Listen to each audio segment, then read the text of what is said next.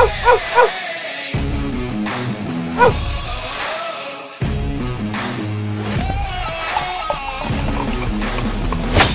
to another edition of the Dogger Pass podcast. This for UFC Vegas 96. Producer Gerald is on the sticks. Cody Saftic is on the line. And I've got two boots in front of me. After Dan Hooker. Great adjustments by Dan Hooker. Great adjustments by Dan Hooker. One, just that going for the guillotine, Cody, to stall the takedown attempts from Gamrot. Very, very smart. Yeah, there's no hate. There's no hate in me doing these two shoeys here. I got CLV on the shoey bet. I only had them by decision at like minus 118. Felt pretty coin flippy, so I'm feeling pretty good about throwing these two back here. And credit where credit's due. I mean, anytime Cody takes a sizable underdog and has a lot of confidence in a sizable underdog, you best be listening. And frankly, I didn't listen. So you can take your little victory lap now, and then I'll drink these for the people, Cody. Yeah, there's no victory lap because I also took like a similar size shot on, not bet-wise, but just like underdog size on Jingliang Li, and he just didn't have it, man. That neck surgery, the spine surgery, that obviously threw him off. Last week was not good. Steve Ursig, big letdown, but the few good moments, main event, we had Dreykus and Paul losing on Matus Gamrot. So happy we could pull that one off. Let him off the hook. He's only got to do a 2-1. But yeah, all the same, it's like you see the game changing. Guys that are good chain wrestlers and have great control time, like Matus Gamrot, are capable of beating anybody. But you do need the right set of judges there. And whether it's hometown cooking like the Tai Tuivasa fight, someone gave him all 3 rounds over Rosenstruck, or it's something like, you know, the fans are behind you. Like, I don't know how much hometown crowd plays into it as much as just sheer damage. They're looking for volume. They're looking for the damaging blows. They're looking for knockdowns. They're looking for blood. That seems to be what they're going with. So I wish I could say that's the strategy for this card. But this card is a train wreck. And I say that not because it's bad. It is bad. Not because it's terrible. But the whole card is just like savvy veterans that still got a little something in the tank versus guys that are largely unproven or up-and-comers. Like you see that in the main event. Caio Borralho is on a great role. We all love him. But he's definitely still unproven. Taking on that savvy guy in Jared Cannonier. Tabatha Ricci, she's the up-and-comer. Angela Hill, savvy veteran. You got Neil Magny, savvy veteran over Michael Morales. Gerald Meerschaert, savvy veteran over Edmen Shahbazyan. And all the A side to that, all the younger fighters, again, they're young, they're green, and they're prone to shitting in the apple pie. So this is a tricky week. The UFC's abandoned the Ultimate Fighter at this point. It's not called the Tough 33 finale, which it is. It is the Tough 33 finale. It's just some random jotted-in fight night after a pay-per-view that they're looking to forget about. So there's still actually one more fight to be added to this, which is like the final of the featherweight final for the Ultimate Fighter. But honestly, like, who cares? We will talk about it. But not great, man. Not great. One of these is a little bit soapy, Cody, because it was, I mean, we're trained professionals here. Definitely don't do this at home. This one boot was looking a little rough when I came in. Not going to say what was in it, but I had to put a little soap in there to wash it out. So.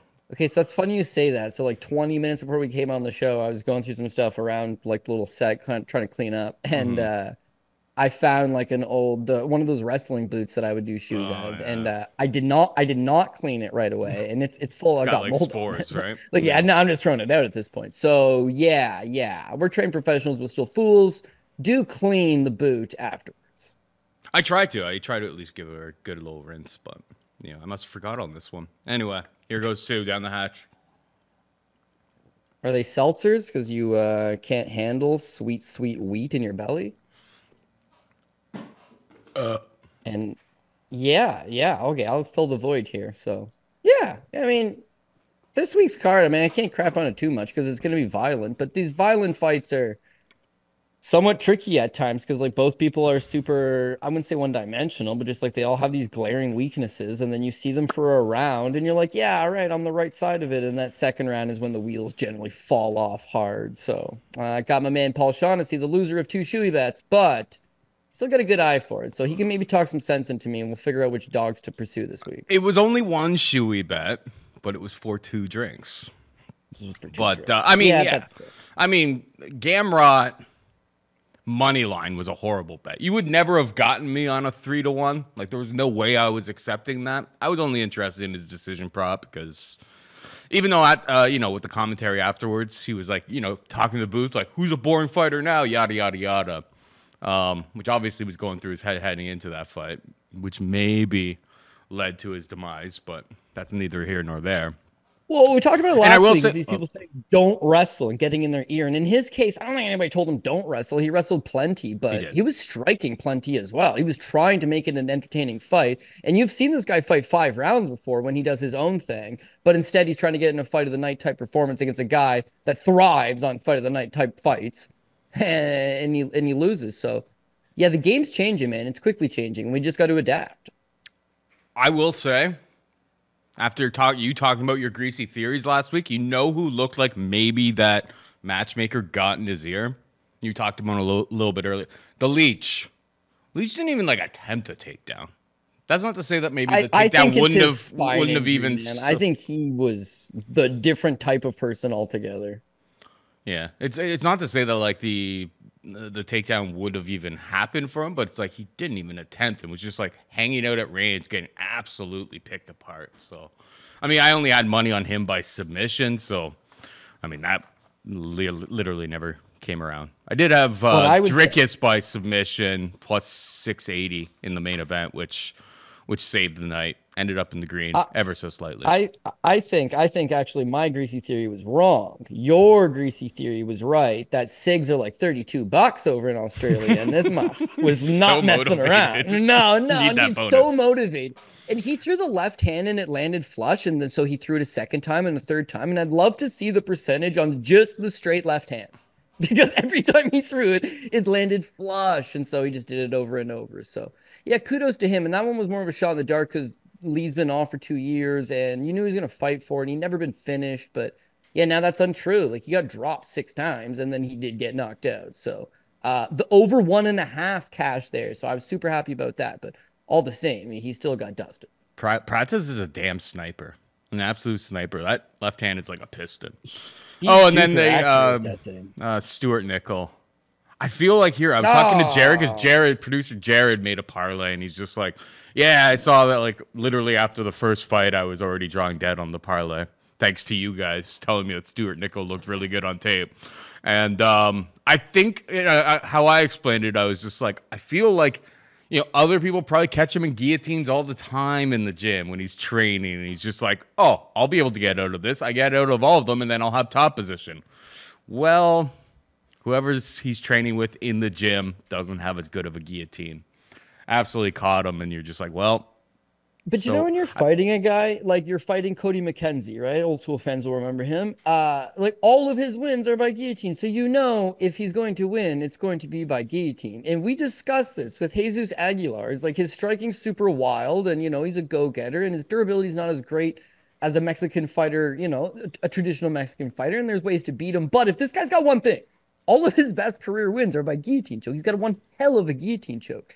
And he jumps Gilly on it, and I'm like, oh, man. Dominic Cruz is trying to down-talk it, yeah, he's fine. Even when they stopped it, he's like, oh, I don't know why they stopped it. It's like, because Comey's out cold. Damn, that thing was tight. Someone grabbed the smelling salts. He's dead. Yeah, I know, and I'm such a degenerate that I was like, it was the first fight on the card. I was like, well, that was very unfortunate. Bad luck, but now I'm just going to rebuild. And then Ursig gets crushed in the co-main event. So, again, singular bets were okay. Props were okay. A lot of those over-unders did hit, but the parlays got dusted, and that's where the moneymaker is for me. So not so good, and I'd love to just rebound this time around, but we're going to have either a lot of faith in some dusty old veteran who's got bad knees, or we're going to have faith in some young buck who's just not overly proven yet. So it's a bit of a tricky one this week, but I'm optimistic we'll be able to make it happen. Yes, sir. All right, we might as well get into the action now. We've got Caio Borralho in the main event taking on Jared Cannonier, minus 230 for Borralho.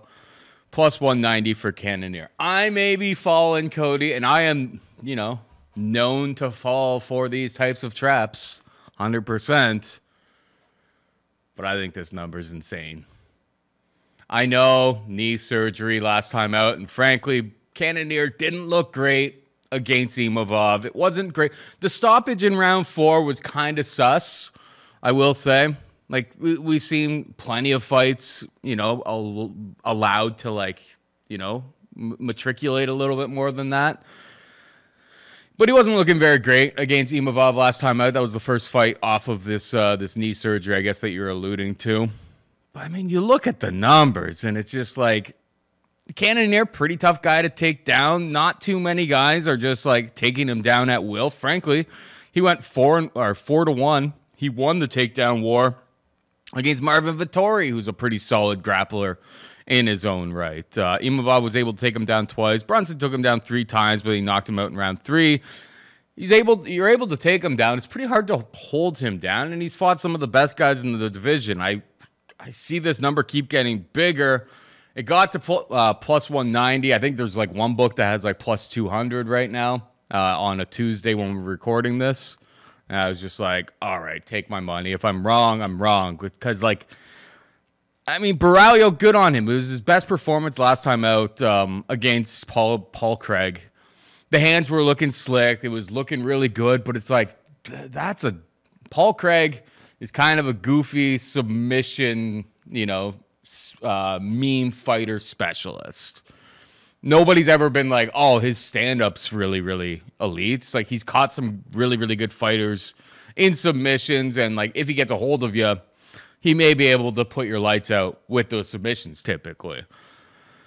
Jared Cannonier's pretty well-rounded. He's super, super tough. I don't know. I think it's going to be hard for Caio, who, frankly, in his last 2 fights has not secured a takedown whatsoever. You got 3 against Mikey O. But, like, who doesn't take down Mikey O? Cannonier, plus 190.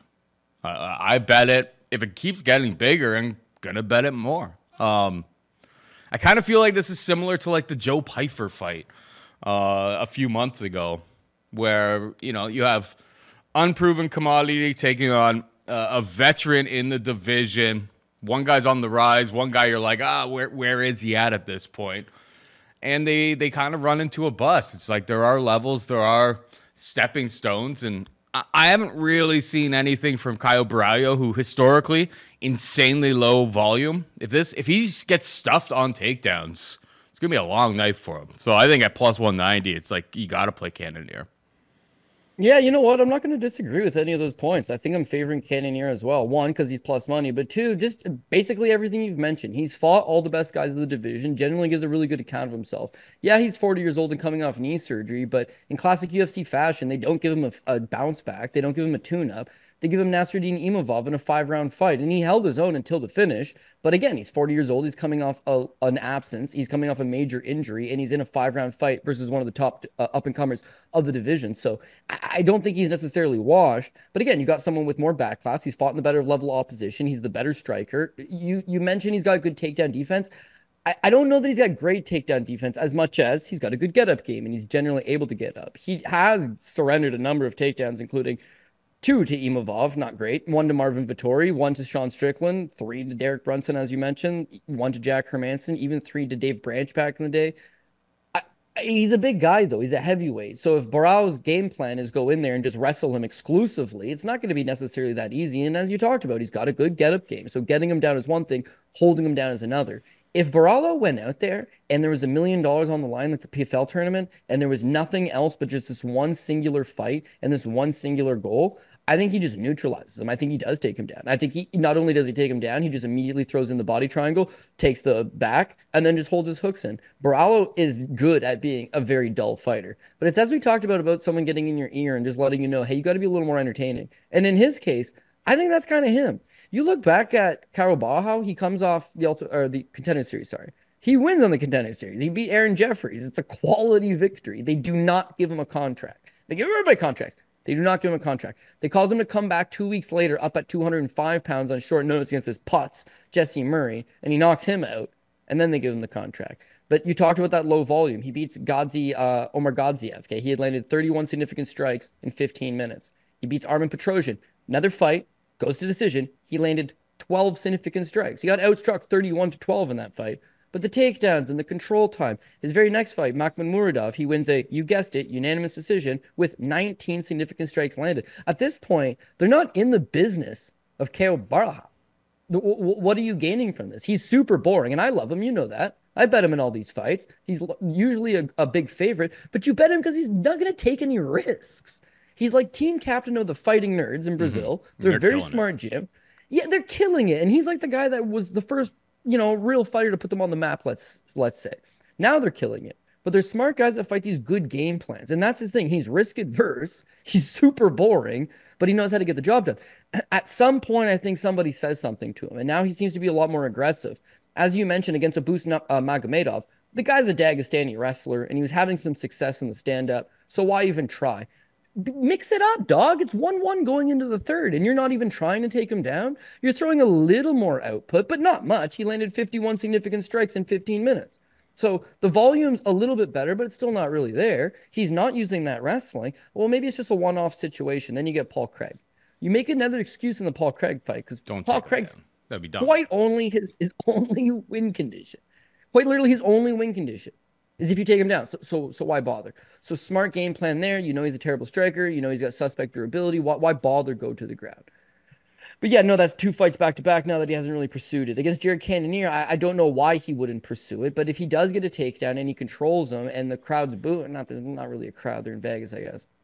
I don't know. If it's just not if it's not that entertaining of a fight and he decides to himself, I want to stand a little bit more. I just knocked out Paul Craig. And prior to that, I just outstruck Abus Magomedov. Dropped him too. Clean knockdown. Southpaw stance. Nice sneaky left hand. Why not strike with Jared Cannonier? Because that's allowing him to have a path to victory. Neutralizing him, putting in both hooks, holding on to him and watching for the clock to tick down. That's a winning strategy, but it's not going to get you a whole lot of fans. And now he's headlining a card, and it's a big spot for him, and he's getting a former title challenger like Jared Cannonier. There's an expectation that you're going to show up and show out. If he tries to do that, that gives Jared Cannonier the pass. So, I don't know, man. Like, maybe it's the PRP pick this week. Maybe it's just that one long shot that you are looking to take. But I do see passive victory for Jared Cannonier. I have a gut feeling that Borralho is going to try to have an entertaining fight, and that's going to be to his demise, and that they're going to be looking at damage and volume over, that one nice left hand or that one takedown. Caio might get a couple takedowns. He might land a couple decent strikes. I'm just hoping it's the overall body of work over the course of 5 rounds that goes for Cannonier. Last point that I'll mix in is that, yeah, he didn't look great against Imavov, but he still went to the 4th round with him. But I would expect him to look better this time. Like, he was coming off the knee. He still had to test it. He's booked in a 5-round fight. He's taking on one hell of a guy. And the difference is, if you look at Nasruddin Imavov, this guy be averaging, Nasruddin Imavov averages 5 significant strikes landed per minute. You look at his fight with Cannonier, he's just outworking him. His fight with Roman Delites, he outstruck Roman Delites 112-34. Even his fight with Chris Curtis, no contest in the 2nd round, he's got Chris Curtis doubled up in significant strikes. Nasruddin Imavov, all he does is throw. Caio does not. He's selective with his punches, so guy's got great talent, and if he just wants to neutralize him, I think he can get the win. But I got a feeling that in this day and age, they're looking for the bonuses. They're looking for the highlight reels. They're looking to appease Daddy Dana. And if he takes that path, dog's definitely in play. So sign me up for some Jared Cannonier. Yeah, and just to finally wrap it up before we move on to the next fight, we just saw the middleweight title up for grabs this past weekend. It's like, how do you think you get into that conversation? It's not like crotch sniffing and holding Jared Cannonier up against the cage for over the course of 5 rounds. It's like, if you go out there and finish Jared Cannonier, so fresh in everyone's mind, they go, okay, Dricus versus Caio, you're in. Like, let's go. So maybe that's going on in the back of his mind. He fights very smart. Obviously, he runs the Fighting Nerds, and they are absolutely killing it. It's the best team in Brazil right now. I don't even think it's up for debate anymore. It's like Nova União seems like a thing of like yesteryear. And then I'm sure there's some other like decent gyms going on right now, but like all the people, and even like people who like we thought were kind of suspect, who have like moved there, start training there. It's like all of a sudden we're seeing that like they're doing a lot better in their careers, making some big improvements fight to fight. Like, credit where credit's due. They're absolutely crushing it over at that gym, and they have become Brazil's #1 gym. That's not even open up for debate. Anyway, let's move to the co-main event. We got Tabatha Ricci taking on Angela Overkill Hill. Close to a straight pick'em. Ricci -105. Angela Hill -115. I think Angela Hill a couple days ago was like +110. People are liking the volume and the seemingly improving grappling game that Angie brings to the table a little bit later in her career. I side with the steam. I think that that Angela Hill can put up super volume, and we have seen at least massive improvements in the grappling game, whether it be the get-up game or, I mean, I don't expect her to go out there and submit Tabatha Ricci at all, but like by putting in that work, she keeps herself out of trouble, and when they're back on the feet, we know what they score these days. It's punches and kicks getting landed to the dome, typically, that's grabbing the attention of these judges. So, damage over everything.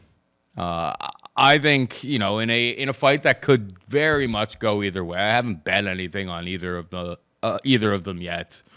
Angela Hill is the pick for me. What about you?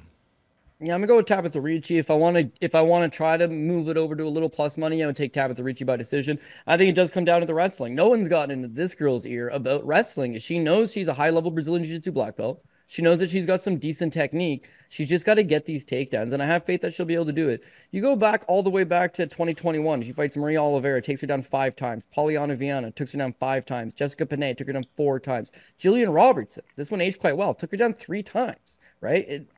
Put on a grappling clinic on one of the better grapplers of the division. But again, she's averaging multiple takedowns in all these fights.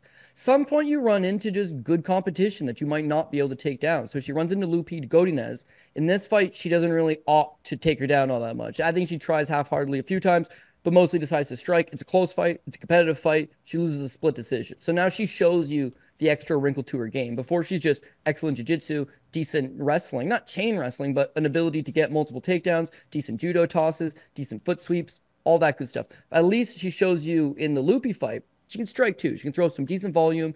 She's a little bit small, so she's not exactly the best striker, doesn't have a whole lot of power, but and then try to take you down. So against Tisha Pennington, what was Tisha Torres, that's the game plan. It's like, you're not going to outstruck Tisha Torres, who's got, similar to Angela Hill, volume for days, and she's fast, and she's very difficult to take down, and she's very difficult to get a hold of. But that's the difference, is that Tisha Torres is very difficult to get a hold of, whereas Angela Hill is not. Angela Hill is 40 years old. That's a lie. She's 39 years old, and she'll be 40 in about 3 months, right? You're looking at Tabatha Ricci is 10 years younger. Hill's born in 85. Ricci's born in 95. So that 10 years is going to make something. Whereas Tisha Torres, who's one of the most quickest and explosive fighters that the division's ever seen, is hard to get a hold of. Hill won't be. And so Ricci attempts 10 takedowns in that fight and only actually gets one of them. Not great, 10%. But the one takedown that she gets, she absolutely neutralizes her. She gets, in that fight, she got 5 minutes and 14 seconds of control time. She squeaks out. She got outstruck, but she had the control time. It's a greasy decision. It's a split decision. You can see it going either way. That's likely what we're in for again here. So I don't fault anybody that wanted the plus money on Angela Hill. But to me, what Ricci just faced in Torres was a lot more difficult than what she's going to face here in Angela Hill, which is a volume striker who's been working on her ground game, but she's not as good as Torres or Pennington. She's not as quick. She's not as explosive. She has the volume. She has that length. But I think at some point, Ricci's just going to eat a couple shots, get on the inside, take her down. Now, you want to talk about improving ground game, and yeah, you can't take the away from Hill. Hill used to be one-dimensional Muay Thai fighter, and now girls scoring in takedowns, and she just got a mounted guillotine her last fight. That's fair, but that's not going to happen against Tabatha Ricci, who's a high-level Brazilian Jiu-Jitsu black belt. It's one thing to go out there and get some salty submission win over Luana Pinheiro or take down Denise Gomez 5 times. That's all good stuff. But to then do that against Tabatha Ricci, like, I have some reservations there. So the fact that it's even money, I think Ricci, again, has that youth, that athleticism. She's not as experienced. She hasn't fought the same girls as Angela Hill, who's quite literally fought everybody and their sister. But yeah, I would think that Ricci just mixes in the takedowns, gets some better control time. And then it's going to come down to a judge's decision where Hill maybe outlanded her a little bit. Ricci got a couple takedowns and some control time. They say one judge has it 29-28. The other judge has it 29-28 the other side. And then you sit there going like, come on.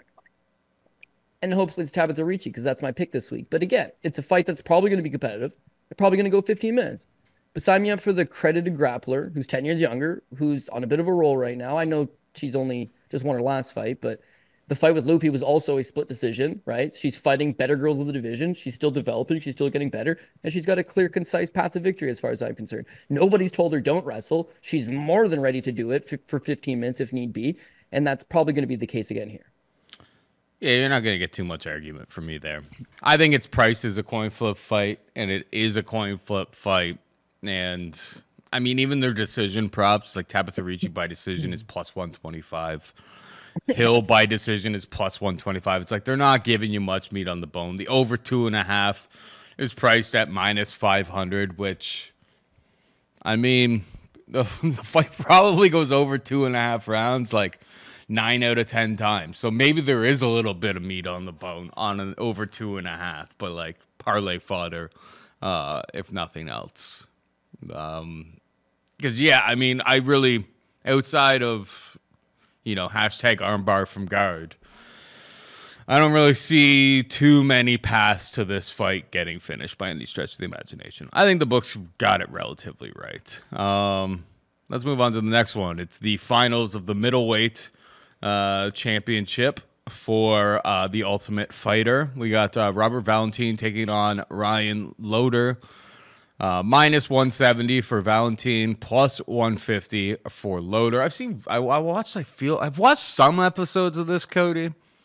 Truth be told, like I haven't seen like every single person. I haven't seen every single episode. I haven't watched every single fight of the Ultimate Fighter. But it's like when it came on after like other things I was watching, I've just like left it on the channel. And so I did see like Valentin's one of his most recent fights on the show, and it was like very, very violent, quite highly entertaining. And he ended up like catching his bro in like a submission. Looked pretty decent all the way around. I don't have much of a take on this fight. I'm not gonna, pretend that I do. Do you have a hot take on this fight? Have you been watching the show very closely? You know what? I've watched about 2 minutes of this season of The Ultimate Fighter. And I know it's lazy, but we're doing the show on Tuesday. It is. And so we're doing it a day early, and I didn't care about those fights. I will get to it. 100% I will get to it. As of the time of this recording, and there's Dana White's Contender Series on tonight that I really want to watch. Got 2 buddies on it. Nice. Yeah, no, I haven't. But the 2 minutes that I have watched of this season was actually Loder beating my buddy Tom Theocaris, who's not a middleweight, first of all, and should not have been cast on the show, second of all. But yeah, I watched that. Listen, I know Loder. I know Loder a little bit, not personally or anything like that, but 33-year-old guy, he's a D1 All-American, right? So the guy can wrestle, and that's about it. He cannot strike. His grappling is okay. It's okay by regional show standards, but it's also not great.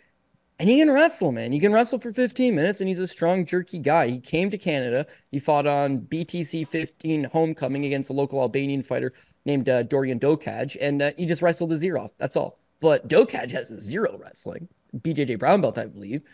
Purple belt at the time. But yeah, it's just like this kid come over from the States and just wrestled his face off. It was a clean cut 30-27. Maybe you can make an argument at 29-28, but he just didn't do much with the wrestling. After that, went on Fight Pass Invitational, had a draw in a grappling match. He fought Sean Sullivan, who he smashes. The guy's 1-0. He loses to this Troy Green, 5-1 on a split decision. Loses a split decision because he just didn't do much with the takedowns. They favored the damage. He's got a career good win here against Leon Shahbazyan, who's Edmen Shahbazyan's brother. Again, tough Armenian fighter. You know what you're getting out of him. Never got to the same levels of his brother, but if anybody that does know Leon, he's super talented. But again, in that fight, he caught him early, right? I think mostly he's just I can take you down. I can hold you down. I can grind these positions. If you fight your way back up, great. I'm probably going to take you right back down. He's proven to me that he can do it for 15 minutes. And so that becomes a bit of a problem, right? Even on The Ultimate Fighter, again, you got to watch this one back. But these are all 2-round fights. But you can see Ryan Loder got to the finals after beating this Amran Chaban. Amran Chaban was, I believe, the first-round pick of the show. And he beats him on a 3-round unanimous decision, meaning it's 1-1 going into the third, and he had to grit harder and get the takedown. So I know what I'm getting out of him in terms of he's just going to power wrestle. It's whether the judges are going to be, going for that. Robert Valentin, again, this is just from the knowledge of him I had before the show. It's a German fighter, trains out of Switzerland. He tries out for like the 2022 Tiger Muay Thai tryouts and does, in fact, get the contract, right? So he's a member of the team. He's sponsored, he gets to train down there. He trains down there under Valentina Shevchenko, and she's fairly high, not super high, but like she's like, yeah, this guy's a good fighter, and he's got a great work ethic, blah, blah, blah. So then they get on The Ultimate Fighter, and Alexa Grosso selects them unknowingly, yeah. Yeah, so Shevchenko was a little bit like, oh, she only picked him because she knew that we had a relationship and whatever. So he's a lot more of a finisher. He's got more of a Muay Thai style. He's got more of a striking game to him. No doubt he'll be the one going out there and landing those damaging blows. But you look at his losses, and it's generally when a guy is able to take him down. His last defeat came 2 years ago by way of third round knee bar. He's open for the taking to get out grappled. And it's cool being down in Thailand and it's cheap and you can train full time and you've got a cast of great characters next to you, but it is mostly a place that you go to hone your striking skills. And I do feel like Loder, one-dimensional in his approach of take this guy down and secure my six-figure contract, likely going to be able to do that. So as far as I'm concerned, and it's probably because I haven't dug. Yeah, it's an even money fight. It's like, how the hell do you know who's going to win this thing? Loder will be shooting the takedowns. Valentin's going to be trying to finish him. That's all well and good. But sometimes that control time does make, the judges favor you. And so Loder plus 150, like, yeah, as far as I'm concerned, dog or pass. I will 100% deep dive this thing and then hopefully have a more confident answer. But at the time of this recording, I'm going to go with that power wrestling style over Valentin's, striking, damage heavy, try to actually finish a fight. Because there's winning and looking good, and there's winning and just securing your two checks. And Loder chooses to do that. He's got the skills to do that. I think he spent a lot of time at Team Alpha Male as well. Like, the guy knows how to wrestle, and that's probably going to be the go-to here. Make it ugly. Secure that contract. Frankly, in the modern UFC landscape, they probably both get contracts. One guy gets contract on the night of the fight. The other guy gets a contract, when he fights for 12-12, when somebody pulls out of a fight. Like, that's how these things work. But the other guy has it guaranteed, I suppose, for a few fights. Not much difference there. Passion, drive, and patience. The formula for winning championships is also what keeps your ride or die alive. eBay Motors has everything you need to maintain your vehicle and level it up to peak performance. Superchargers, roof racks, exhaust kits, LED lights, and more. Whether you're into speed, power, or style, eBay Motors has you covered. With over 122 million parts for your number one ride or die, you'll always find what you're looking for. And with eBay Guaranteed Fit, your part is guaranteed to fit your ride every time or your money back. Because with eBay Motors, you're burning rubber, not cash. With all the parts you need at the prices you want, it's easy to make your car the MVP and bring home huge wins. Keep your ride or die alive at ebaymotors.com. Eligible items only. Exclusions apply. In the featherweight bracket, Kaan Ofli is off to the finals. Australian guy. He's either going to fight Myron Santos or Ziggy Montes Ramaska. I did see Kaan Ofli. I think I saw his fight against Rudy Roots, if memory serves correct. When I was watching, me just happened to watch an episode of The Ultimate Fighter because it comes onto my TV after I've been watching something else. And he looked pretty solid. Do you have any hot take on this one? I mean, we don't have odds. We don't have an opponent. It's obviously pretty much impossible to provide betting advice when those things don't exist at the time of this recording. Yeah, again, it's one that I'm going to have to look into, but when they pre-fight flops showed all the guys in the house, Edwin Cooper was my pick to win the whole thing. Edwin Cooper's good. Nah, I heard he was drunk the whole time. Like, apparently he was just in the bag. We ran a fantasy pool one time for the Ultimate Fighter, you and I, and they got points based on the performances in the fights, but they also got points based on, like, when they swear in the house on the broadcast, or when they would get it, if they got into an altercation, or if they said a certain thing, or if they did a certain thing. And drinking was like, you got a ton of points. It was a dull ass season in the Ultimate Fighter. Nobody drank. Apparently, Cooper brought it back, and he was pretty in the bag. He ends up losing a split decision to Myron Santos. Myron Santos is the one fighting Zigmatis Ramaska. I kind of think that he wins, but Ramaska upset the tournament favorite by the first-round draft pick, Beksad Usmanov. So as far as I'm concerned, Myron Santos and Zagmas Ramaska are the two best guys. And they're fighting to determine who's going on. I would take the winner of that fight to beat Ofli, who's probably not bad, but man, I got burned so bad by Nickel. I can't trust these random Australian guys no more. I get that. I get that. We'll see what the odds. I mean, who knows what the odds get marked at? Like, that's gonna have a lot to do with like how I'm gonna approach this fight. To be honest. Yeah. And like Nickel lets you down, Ursig lets you down. At some point, you got to heal and trust again. But yeah, I don't know. I would honestly take, I think Marin Santos probably edges it. And if he wins it, I would take him. Going back to the Loder one, though, sorry, just my last little thing is Loder's plus money, right? Is that Robert Valentin in the first round takes on Giannis Bakar, right? And Bakar was the last pick on Team Shevchenko, and he knocks him out in 18 seconds. The guy's never good. Second round, he took on the last round pick of his own team, Paddy McCrory, and subbed him in the first round. So his path to the finals has been extremely easy. Whereas at least Loder had to go out. Loder got Tom Theocaris in the first round, so he actually had to give me in the first. But in the second, at least he had to fight his heart out and give you something. It probably doesn't mean much, but to me, it's just like Valentin might be the favorite because he's looked good against subpar guys, and now he's in a final.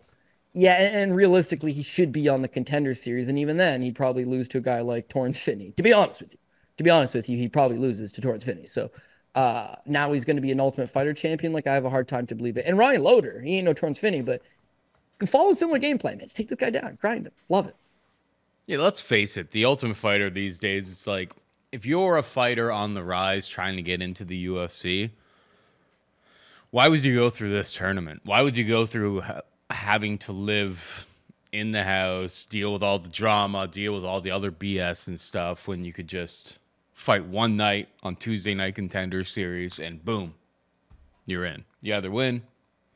And like Dana just hands out those contracts like they're hotcakes sometimes. It's like sometimes you can lose and you'll still get in. We'll talk about Jose Medina in a little a little bit down the line. It's like, if he just likes your vibe, you're just like on the short list to get into the UFC. So like going through this entire process of being on the show, a show that frankly like way less people are watching these days. Like we're supposed to be hardcores and like we used to watch like all these seasons of this, and then eventually, time gets the best of you. And I mean I'll watch it when it just happens to come onto my TV, and I'm too lazy to change the channel, but I'm not actively seeking it out anymore. Yeah, but it used to produce like actual talent, right? Guys like, of course, Forrest Griffin and Rashad Evans and those guys. But yeah, Michael Chiesa and Tony Ferguson. And there's just been a long list of guys within the first 15 seasons, 16 seasons that are like legitimate guys. Even guys that weren't legitimate title challengers, guys like Miles Jury, at least they could hold down a roster spot for 10 plus years. Guys like James Vick, at least James Vick, had a dozen fights for the organization. Like they weren't world beaters, but they were at least good competition. Ramsey Nijum, just the list goes on and on. Nowadays, yeah, you're right. It's like who in the right mind would go that route? So it's not the good talent. And here's a funny little story about that. So my buddy Torrence Finney, he was on the Contender Series last season. He won. He got the finish. They didn't give him the contract. I don't know why. He's going to be out again on Tuesday night, tonight, right? He's going to jump back on the Contender Series. Wish him all the best. They had offered him a spot on the Ultimate Fighter. They're like, hey, man, would you maybe, you got a great personality. You're undefeated. You're a middleweight, just like we're looking for. Would you want to be on the Ultimate Fighter? And he's just like, nah, man, because I don't want to cut weight 3 times. I don't want to live in this house with no outside connection. Your coaches aren't there. He's a man of faith. Who knows who you're getting thrown in there with? It's just a random cast. You're not comfortable. You're stressed out. You're not eating the same. You're not sleeping the same. Why would you put yourself through that? So he's just like politely declines. And they're like, yeah, no problem. We'll just give you another shot in the Contender Series. Gets it. Tom Theocaris begs them for a shot in the Contender Series. And they say no. So then he fights on a Dana White's looking for a fight the night before the UFC Toronto. It's a unified card on the Friday night.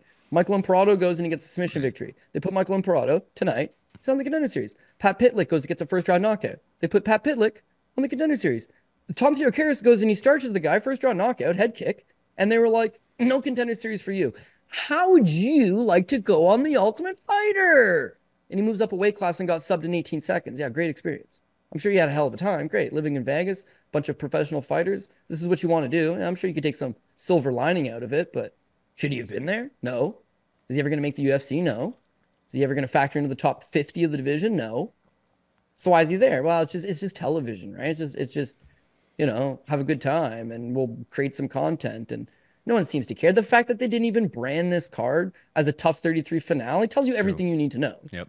And they got away from doing the fights on the Grosso versus Shevchenko rematch card. But that's what they should be doing, Or nobody cares about these fights. Let them fight on the same card of their coaches and duke it out. But no, we're just going to slip them on a random fight night card in Vegas. To my knowledge, they're adding one more fight. But they're probably going to add some random other fight from two guys that they thought looked okay. And all of a sudden, you just got 3 slapped together fights, all of which are Contender Series level competition. I shouldn't say that. There's a couple diamonds in the rough here, but oftentimes the guy that wins the Ultimate Fighter is not the best guy. He's just the best guy at dealing with those being in the house. Zach Pauga, man, Muhammad Usman. Like, these guys look good in the Ultimate Fighter, surrounded by god-awful competition that shouldn't be there in the first place. And now you see them in the UFC. Zach Pauga, he dropped back down to 205. Completely just blown off the map. And Usman, whatever.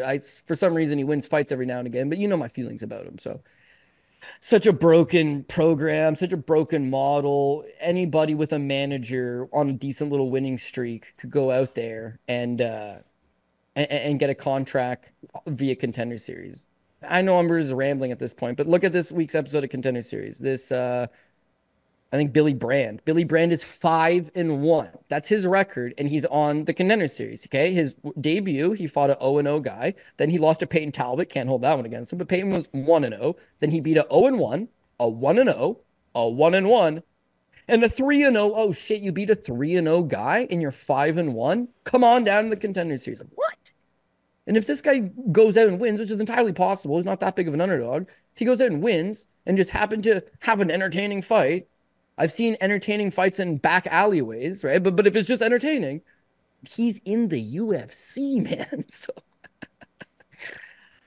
and then guys like you and me have to break it down and tell people, like, with a vote of confidence that this guy's better than that guy. It's like, man, the UFC is the great equalizer, and they've just leveled the playing field by watering down the product. So I'm such a diehard that I ain't going to complain. I'm watching Contender Series tonight, and I'm going to love every second of it. I'm going to watch the card this weekend. I'm going to love every second of it. But back in the day when we're sweeping PRPs and we're hitting just easy money parlays and, like, I don't know. I don't know if I'm just overthinking it, but it feels like the last maybe 2-3 years ago, 2021, 2022, maybe, it's like easy money. Now it's like it's a tough product, man. I feel better betting some PFL fights and Bellator fights, and at least there's a concise angle here. Here it's like, big favorites that shouldn't be big favorites and guys that have not fought anybody. And this girl's got a Brazilian Jiu-Jitsu black belt, but you've never seen her punch in the face before. And it's just like, it's tough to get a read sometimes. This Ultimate Fighter is a case in point. They're giving you 2-3 fights, and of those 2-3 fights, it's like hard to get a hard edge. But again, those are the 2 fights that I haven't deep dove into. So I still do have to make some research and kind of have a better opinion than the one I just provided. But all the same, if you were to dog or pass both of them, I don't think anybody's going to fault you. You're starting to sound like me, Cody. With the watering down of the product. I've been talking about this for the last 2 years on this program. Just like how it's slowly but surely, I mean, it's probably good for fighters. What's ended up happening is that PFL, Bellator, obviously they've amalgamated now, but it's those promotions start offering a certain amount of money that it's well, it's better for me to be a bigger fish in a smaller pond than to chase if you're a guy who's always going to be a fringe top 15 guy in the UFC. What is the upside of your career? Unless you got a super fan-friendly style, but an Antonio Carlos Jr. You're never going to make $1 million fighting. You will make $1 million fighting in the UFC if they allow you to stick around. If they allow you to stick around, but it's you can't go through it. You can't do it in 1 year. Never actually going to happen. So it's opened up. It's created plenty of opportunities all around the globe for some of these other guys. But slowly but surely, you're kind of seeing it's not necessarily always the proving ground for the best fighters on earth. I still maintain the top 3, maybe top 5 in the world are probably UFC fighters for pretty much every single division that the UFC offers. Outside of that, I think you can make some arguments, and we're seeing that outside of heavyweight, where frankly, I mean, we just let the heavyweight champion of the world just walk because they didn't want to pay him. But that's we'll talk about that down the line when he takes on what's the big old Brazilian that he's fighting that Francis is supposed to be fighting. If that fight even happens. Yeah, Ferreira. Yeah. Problema, Problema. Renan Problema from Ferreira. That fight He's should be an because absolute he's like banger. 6'8". Yeah. And frankly, like, it's heavyweight, so it's like It'd be Francis could totally get knocked out there. Like, it wouldn't be that would just be like heavyweight being heavyweight. Either way, yeah. I mean, that's just the nature of the business these days. They're trying to make money, and it's I think my ire with the organization really started when they let John Lineker walk. That one really hurt me, like deep in the plums, Cody. Because I was like, you have this little mutant, this guy who looks like a little like troll doll, and all he does is have the most obscene chin, ability to take damage. You put him in there with like TJ Dillashaw. Dillashaw breaks his jaw. He still lasts the entire round. Everybody just wants to just take him down and control him there because they're like, if we just stand at range, this little mutant's just gonna storm forward, throw punches, and make for exciting fights. I know he had a little bit of like weight issues and stuff like that. Sometimes he would like miss by a pound here and there. But it's like when they let John Lineker walk and go over to Japan, I was just like, they don't want to pay like any, particularly in the lower weight classes, they don't want to pay any of these guys anymore. So it's like that's when I saw they were kind of, and Demetrius. I mean, that's a way more high profile. But it's like I liked Demetrius Johnson. I loved Johnny Hands of Stone Lineker because you always knew what you're gonna get with him. It's just like he is going out there to absolutely try to knock someone's head off, which is what this organization seems to like these days. So it's like, why did you cut this guy in the past? Because he asked for a little bit too much money. For a company that makes this much money. How much money do you think he was like the disparity between what his manager was asking for and what he was actually going to get? Was it like maybe 10 grand per fight? I know that it spirals out of control if you let every single person have what they want, but obviously you gotta draw a line in the sand eventually. But I don't know, them letting Lineker go, Habib retiring. And then the icing on the cake was letting your heavyweight champion just walk. It was probably better for France, made more money that way. But like that's one of those things. It's like back in the day, what we're talking about. There is no way on earth you just have to pay the bill. Your heavyweight champion, he comes up for contract. Then you sign him for like a 1-fight contract and give him the hardest opponent you can possibly think of, hoping that he loses so that you can renegotiate and and then lowball him. But like you have to pay him. Yeah, they tried to do that with Fedor. They tried to pay him. It's just Fedor would only do it with a co-promotion. The UFC's like, no chance in your life that we're going to co-promote with M1 Global to have you. So yeah, listen, man, I get it. To me, when I was a younger fan, it was like there was stars of the sport, and then the organization catered to the stars of the sport. So you had your Rampage Jacksons and your Tito Ortizes and your Chuck Liddells, and at some point, if they went on a downswing, it's like just give them a bounce back fight because nobody cares who they are fighting.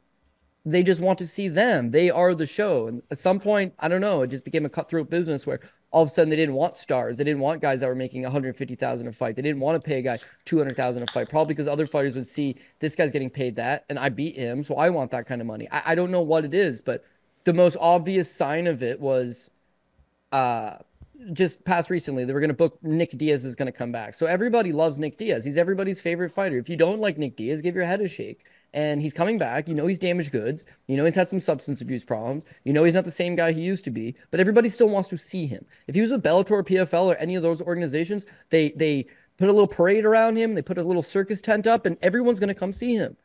The UFC, meanwhile, says, hey, man, we know you fought once in the last 8 years. We know you look not great against Robbie Lawler the last time out, but you want $300,000 to fight. That's his demand. I'm not fighting unless I get $300K. So we were going to give you the $300K. And you can fight Vicente Luque and get thrashed by Vicente Luque. Yeah, maybe you could win, but chances are you're going to take an insurmountable amount of damage. You're going to get paid your $300,000, and then you're not going to go fight for 3-4 years. On the very same card that Vicente Luque and Nick Diaz was booked on, Michael Chiesa is booked to fight Tony Ferguson at 170. So in what world would you not just book Nick Diaz versus Tony Ferguson at 170 pounds? Mm-hmm. What world would you not book that? Well, here's the problem with that. So Diaz wants $300,000 flat, and Tony's making about $300,000 flat. And one of these guys now has to win. Therefore, they're going to collect a win bonus, which is probably about another $300,000. So now to put on Nick Diaz versus Tony Ferguson is going to cost $1 million. And the gate for this entire show is $1 million.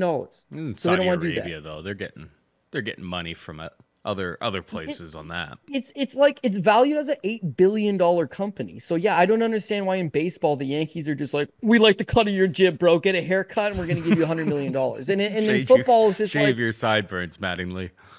Yeah, and in football, it's just like, we just drafted you with our first round draft pick, and we have no idea how you're going to do in this new league with new, not rules, but it's a whole different game. And they're just like, here's $68 million. Like every other sport does that. Even NHL, hockey is viewed as a bum sport by our American counterpart. Some Americans like hockey. I'll take that. I'll roll that one back. But, you know, in the grand scheme of things, they're not getting paid a fraction of what soccer players get or baseball players get or football. It's small potatoes. It's like the number 5 pro sport, essentially, by the numbers. Some of these guys be getting paid $10-11 million a season. I know a guy, good friend of mine, Nick Ricci, played 5 or 6 seasons in the NHL, signed a deal, 2-year deal, $2.5 million a year for 2 seasons. Was so bad, got moved, took a league minimum for $750,000 for that season, and then got cut, played a season in Europe. So, you know, career ends. Point being, he's a multimillionaire who made about $8.5 million in his 6-year run with endorsements and all that. To play the number 4 overhead sport. Number 5 sport. He's a hockey player. Yeah. He's a league minimum guy. He's playing 4th line. He's playing 8 minutes a game. Okay. And after 6 seasons in the show, he's a multimillionaire with a couple properties, can retire off of it. So to me, it's like, this guy wasn't even a factor in a sport that ain't even a factor. MMA, it's valued at $9 billion. Dana keeps throwing in everybody's face how it's bigger than that sport, and we do better numbers than this sport. And they're run-of-the-mill guys. They're guys that would be the equivalent to my buddy. They're 4th liners that play 8 minutes a game. Those guys are making 12 and 12, fighting twice a year. Let's just give them benefit of the doubt. They win one and lose one. It's $36,000 on the books. Venom kicks them back another 15. Maybe they got some side sponsors, not likely because they're fighting on the prelims. It's about $50,000 a year. You do that for 3 years. You are a pro athlete. Do that for 6 years, just like my buddy. At the end of it, you got $300,000, which you've paid taxes on. Now you got about $185,000 that you had to pay your coaches, and you had to pay your dietitian, and you had to pay for travel to go to these 2 sessions a day, and your acupuncture and your massage therapist. You are broke. You are a broke man who fought for 6 years in the UFC and entertained the masses, and now you got to go find a second career option because it ain't there for you. So I think that's why you see high-class athletes not get into the sport. All it is just broken goods and broken promises. But I'm tired of being pessimistic. Let's talk about Michael Morales, Neil Magny, and get this bitch going. Because Neil Magny, I would like to hope, has paid his dues and has enough money to retire, but is choosing not to for whatever reason. Neil Magny, future PFL tournament semifinalist. Michael Morales takes him on. Michael Morales is the second biggest favorite on the card, minus 850. Neil Magny can be had for plus 600. I mean, I've liked, since he came off of Contender Series, I've liked Michael Morales. I think he's really talented. He's got a judo background. He's young, big, strong. He's obviously 16-0. The talent and skills are all there. Don't get me wrong. I think he's really, really good. Is he minus 850 against a proven veteran good? A veteran who is coming off of a win where he was like an underdog last time out. A guy who's able to put up pretty good volume, has a long frame, decent chin. Takedown defense isn't great, but it's more...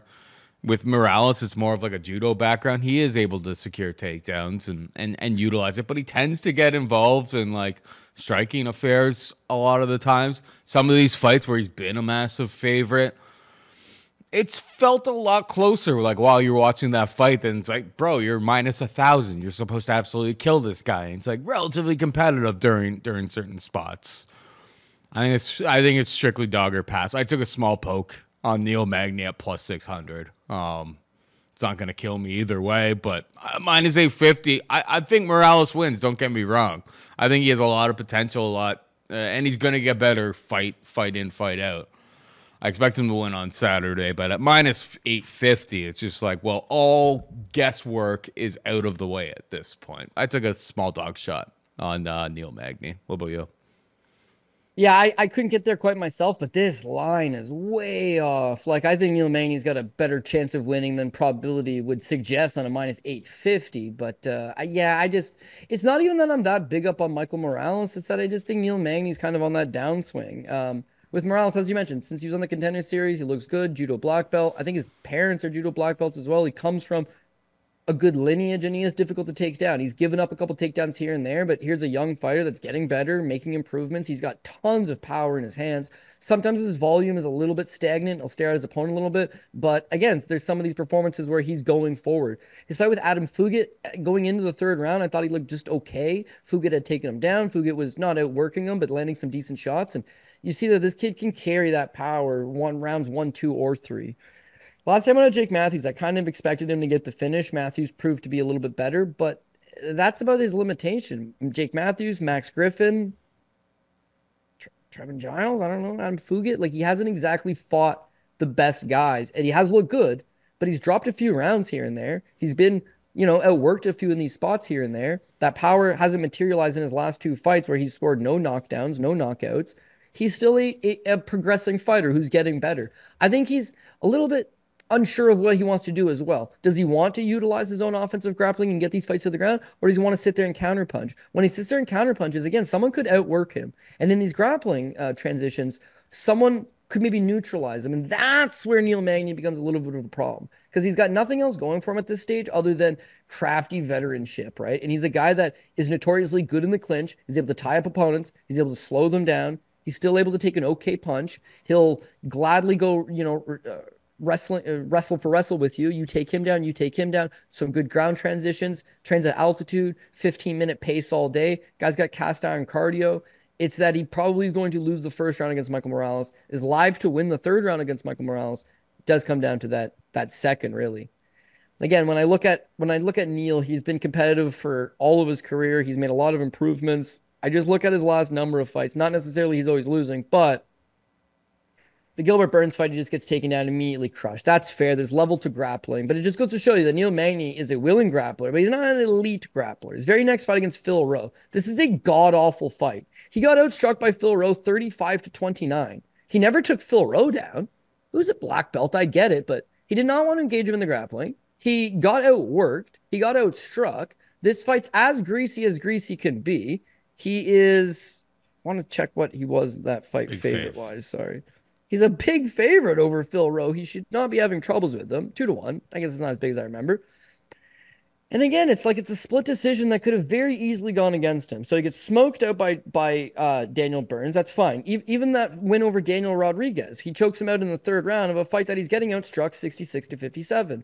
His fight with Ian Machado, he got outstruck 91-27. He looked slow. He looked flat-footed. He's getting taken down by Machado. He's getting outstruck 3-1 by Machado. There's nothing in his game to suggest I can switch and go to a different plane. He just looked lost. He looked like that time you and I watched him fight Michael Chiesa. After the first round or two, he's just flat-out lost in there. So I bet, I wouldn't say heavy, but I most definitely had Mike Malott to beat Neil Magny. The same things I'm telling you right now. Neil Magny's not looking like the same guy he used to be, but he's a serviceable veteran. First round, Mike Malott beats him. He's beating him with the punch, landing the cleaner strikes, taking him down. Second round, much of the same. Malott's up 2018 on all 3 judges' scorecards. He's cruising to a win here. And his cardio just fell off a massive cliff. You and I broke down that fight and had outlined how Mike Malott has had a few cardio issues in the past, and that's something that could potentially happen. Michael Morales doesn't have those problems. I'm not seeing him gas out in these fights. I'm seeing him still throw some pretty decent leather. So if the path of victory for Neil Magny is wait this kid out and outlast him, I don't know that it's going to happen. Meanwhile, I don't think his offensive wrestling is good enough to take down a credited judo black belt like Michael Morales, a strong South American fighter with very strong hands. I don't think that he's necessarily going to take him down as much as he could tie him up. But then the getting outworked 3-1 by Ian Gary, the getting outworked by Phil Rowe, the getting outworked by Daniel Rodriguez. He also got outworked by Max Griffin, outstruck 67-54 in that fight. There's enough of these fights to be like, I think Morales could essentially use a sprawl and brawl type tactic to just outwork him, the judges in this confined little space are going to be looking for, I believe, the more damaging shots, the guy that's landing the better stuff. And Magny is one of these guys you throw in these young prospects with to give them some experience and allow them to fight some rounds and allow them to make a few mistakes, but you allow them to make a few mistakes and still be able to win the fight, which I think he should be able to do. So sign me up for Michael Morales, but at 850, we got to be talking about this thing like it is a slam dunk, surefire thing. And even though he should win the fight, I don't know that I think that I would parlay him with anything or play him straight out. I'd like to take him by decision. He's won his last 2 fights by decision. Magny's a serviceable veteran. But in the same breath, it's like you've seen Morales melt people before, and you've seen Magny get stiffed by some of these aggressive strikers he's fought in the past. So Michael's not aggressive, but again, I don't know that I love the total on this thing either. If fight goes the distance or does it not? So the pick is obviously Michael Morales, but I don't fault you for taking a shot on Magny. And something like Toutmaster, if you're chasing some points, like, yeah, Neil Magny could definitely put you back into some type of hunt. Yeah. Well, it's a chase. It's a chase. I expect Magny to lose, but does he lose? 90% of the time? Probably exactly. not. That's where my mind's at. It's like maybe this is like where Morales finally. If this fight goes to the decision and it's like even if there's like a modicum of doubt, like this is where my mind comes from when I bet a plus 600. It's like if this fight goes to the decision and like you see people are scoring it on both sides, or if like any of the rounds are even remotely close, it's like yeah, that's. The doubt that I have in my mind about Michael Morales being a stone cold lock is why I get onto a plus 600. I'm not expecting to win, but crazy things happen in this sport all the time. So we'll find out on Saturday. I think he's been a very, very good prospect, but the number is suggesting that he's just like a stone cold lock. And I'm not so sure that, that's what we're going to see on Saturday. All right, we got Edmen Shahbazyan taking on Gerald, GM3 Meerschaert. Edmen, a minus 300 favorite. Gerald's can be had for plus 250. Who you got? Yeah, it's another tough one. It's another tough one because on one hand, you got the hot prospect who I haven't written off. I think Shahbazyan still got the goods. But you know how he fights, dude. He is a first-round finisher. His win condition is blow you out of the water as quick as humanly possible. There's some things to like about his game, some slick striking, and he's grappled since he was a child. He's wrestled since he's a child. He's had good coaching, not necessarily against Edmen Taverdian or under Edmen Taverdian, but then went down to Las Vegas and started to put things together. I like him, but there's a definite worry that he is who we think he is, which is a glass cannon, a front runner, someone that can get the job done in the first round, but besides that falters. A guy that made it to the Ultimate Fighter, the Contender Series, on the basis of like 7 first-round finishes. That's who he was. He gets a contract. He gets a quick finish. He fought Darren Stewart in the UFC. That was not a quick finish. And that fight, he gassed out of the second round against Darren Stewart. So I think writing on the wall was there right from the get-go. But in classic UFC fashion, he gets dethroned by Derek Brunson. His comeback fight is Jack Hermanson. Oof. He loses that fight to make it a 2-fight losing streak. But, we got a young, hot prospect, young kid, needs a confidence check. Let's throw him in there with Nasruddin Imavov. Like, why? Why would you do that, man? But that's the game, dude. If you're getting paid, they're going to make you, like Dana says, earn what you kill. And they're throwing you in there against Grizzly Bears, and you had better figure out something, man. So his other loss after that's Anthony Hernandez. Like, is anybody surprised? Anthony Hernandez is an absolute stud of a fighter.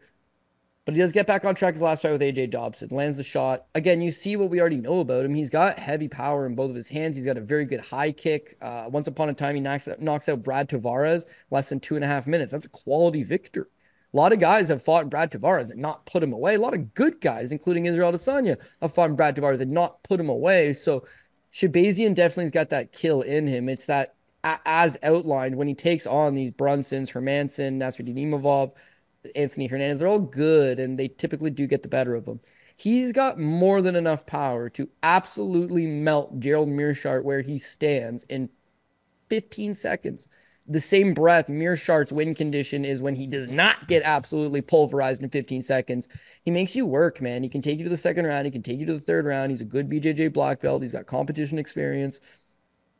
He's got a good guillotine choke, nasty rear naked choke. Again, he's got a very good choke game altogether. And he's one of these guys that to a certain extent does wear on fighters, tire them out, make them make mistakes, and then capitalize on said mistakes.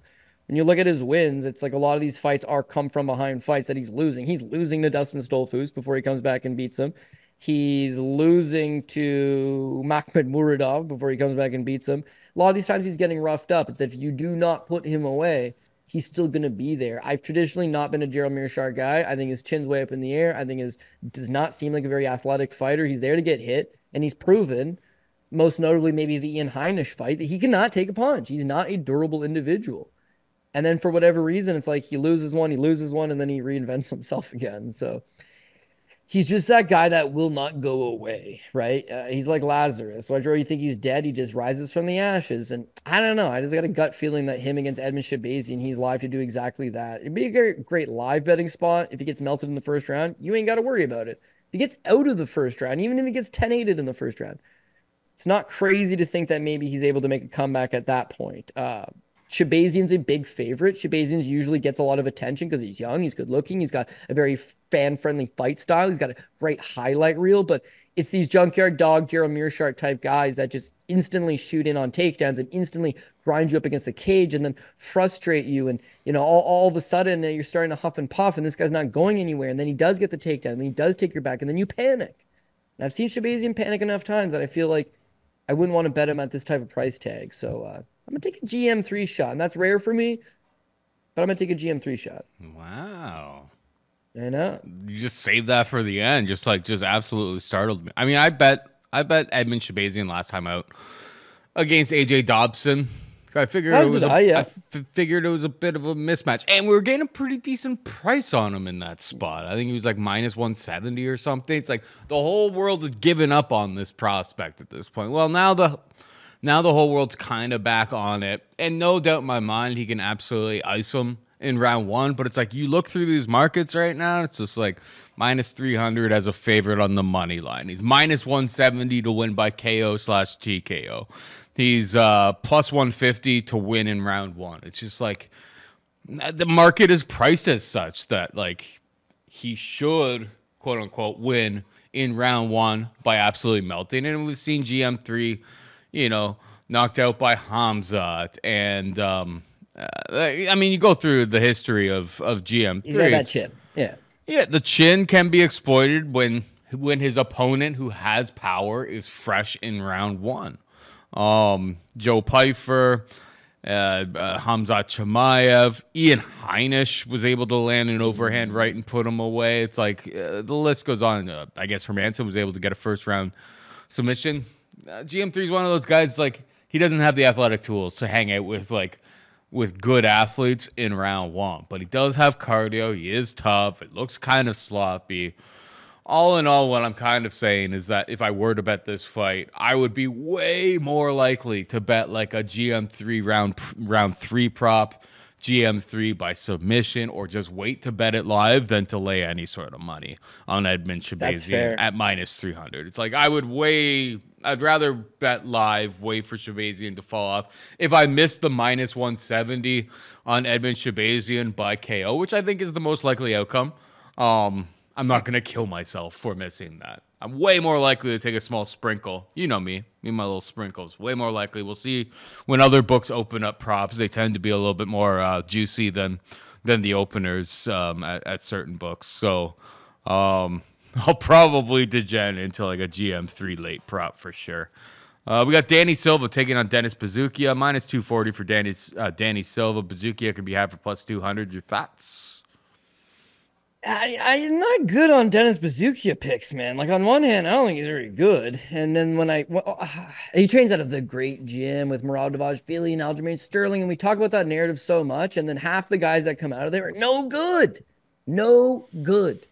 That Grigoriou fool, my God, he's bad. And no cardio.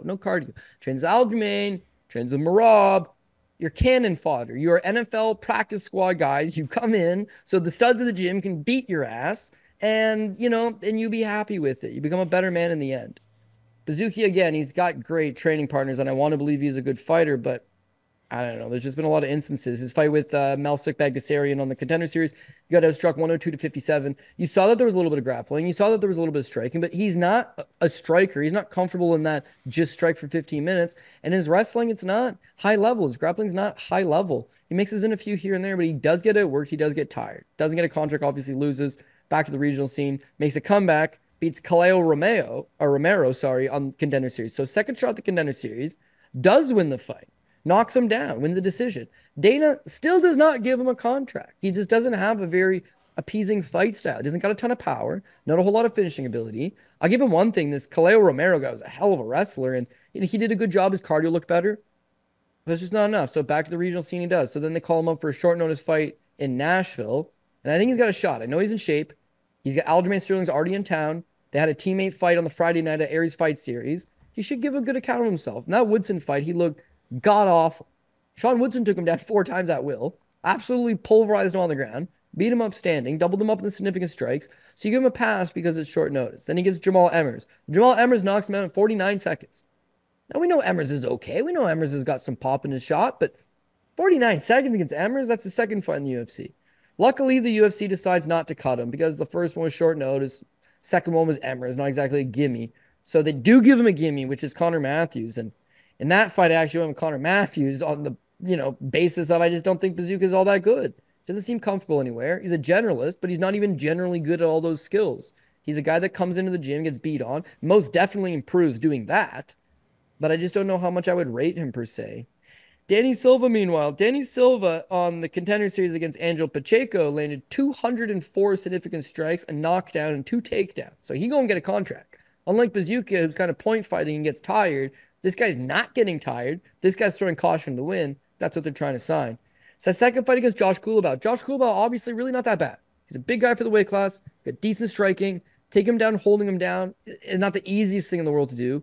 It's another bum split decision, maybe, but all the same, dude. 4 takedowns over Kulabau. It feels to me like this guy cannot do it all, but whereas Buzukja's a generalist, is that at least Silva can throw 200 significant strikes. At least Silva can mix in multiple takedowns. At least Silva can push a pace for the 15 minutes, which is Buzukja is not fighting for my dollar. He seems fairly risk adverse. I don't really think that his style's all that appeasing to the fans or the judges. I think that Danny Silva should be able to take him down. Taking down Josh Kulabau 4 times, you should be able to come out here and do that. And if someone gets in his ear and says, don't do that, then he might just rush forward and throw 200 significant strikes.